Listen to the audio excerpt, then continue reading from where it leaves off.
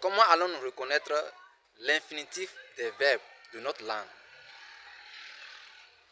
Non, l'infinitif des verbes de notre langue. Bon, je parle, ma langue c'est Sahwe, je suis de Sahwe, ma langue c'est Sahwe. Donc, ça peut être pour n'importe quelle langue, ça peut être pour notre langue fond, n'importe quelle langue au Bénin. Donc, et pour reconnaître l'infinitif des verbes de notre langue, nous allons, nous allons passer par les règles des autres langues connues. Donc, les langues qu'ils ont colonisées, c'est le français. Donc, pour le Nigeria, les langues qu'ils ont colonisées, c'est les British ou bien les Anglais. Voilà. Je vais prendre l'exemple de deux langues, le français et l'anglais.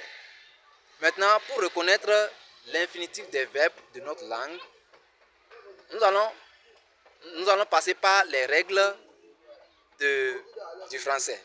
Quand il y a deux verbes, donc le second se met à l'infinitif.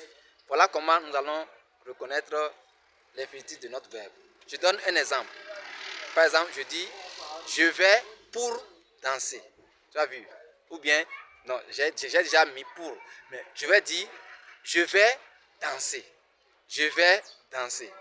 Maintenant, je vais interpréter cette phrase-là en anglais.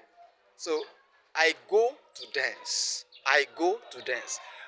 Et pour l'anglais là, ça, c'est pour l'anglais là que nous allons choisir. Parce que pour le français, donc, le français a beaucoup de groupes.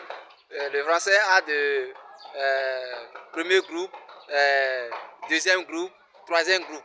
Donc, et ça fait que donc, les choses là, c'est très difficile de savoir. Et même si on veut savoir le participe des verbes, tu vois. Mais pour l'anglais, l'anglais il a les verbes réguliers, les verbes irréguliers. Et ça donne beaucoup. Bon, pour comprendre ça, tu vas lire des prétérites. Comme nous fréquentons avant en anglais, et quand il y a des examens, pour savoir les participes passés des verbes, on lit des prétérites, tu vas mémoriser beaucoup. Parce que, pourquoi on lit beaucoup des prétérites? Parce que, il y a à cause des verbes irréguliers. C'est à cause des verbes irréguliers. Si c'est pas à cause des verbes irréguliers, donc on n'a pas besoin de lire les prétérites. Parce que c'est très simple, il savoir de mettre ED seulement. Hein?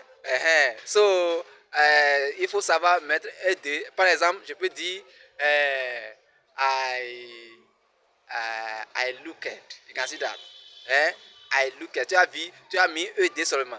Donc, exemple de ça. Donc, les verbes réguliers là, ça n'a pas de problème. Mais les verbes irréguliers là, il y a des problèmes. Donc, c'est très difficile de lire. Mais pour notre langue là, donc on doit faire que si on veut apprendre, si quelqu'un veut apprendre la langue là, ce serait facile pour lui quoi. C'est-à-dire, on n'aura pas des verbes irréguliers.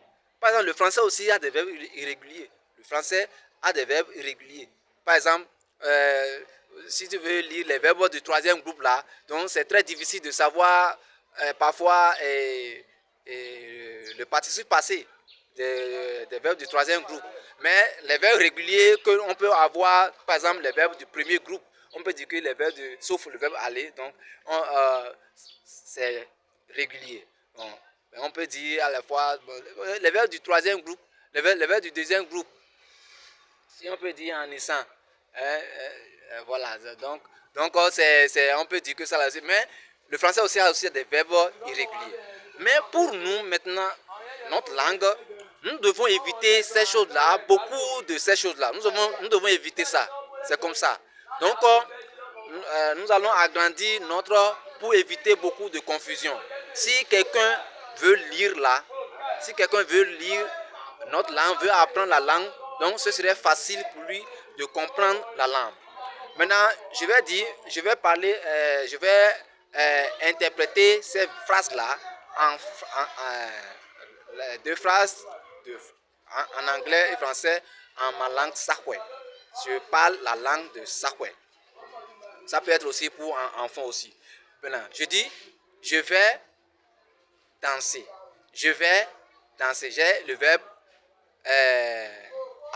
aller. J'ai conjugué le verbe aller et j'ai ajouté le verbe. Donc, parce que deux verbes qui se suivent là, le second se met à l'infinitif.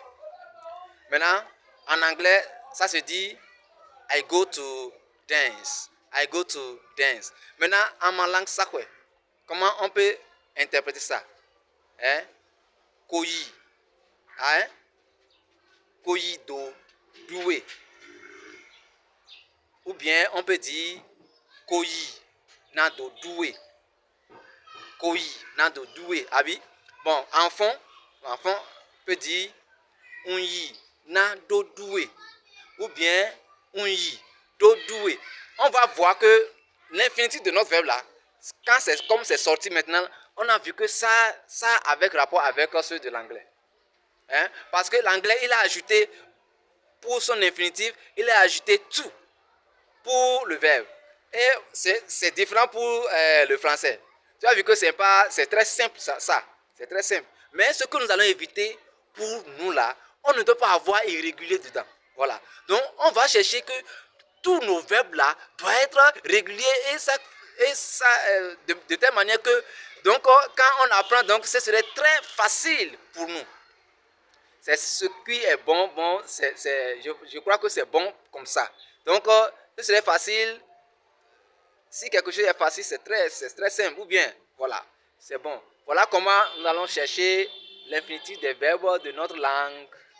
Père, merci encore au nom de Jésus. Béni soit ton Saint-Nom, au nom précieux de Jésus. Amen. Finalement, dans les cieux, au nom de Jésus. Amen.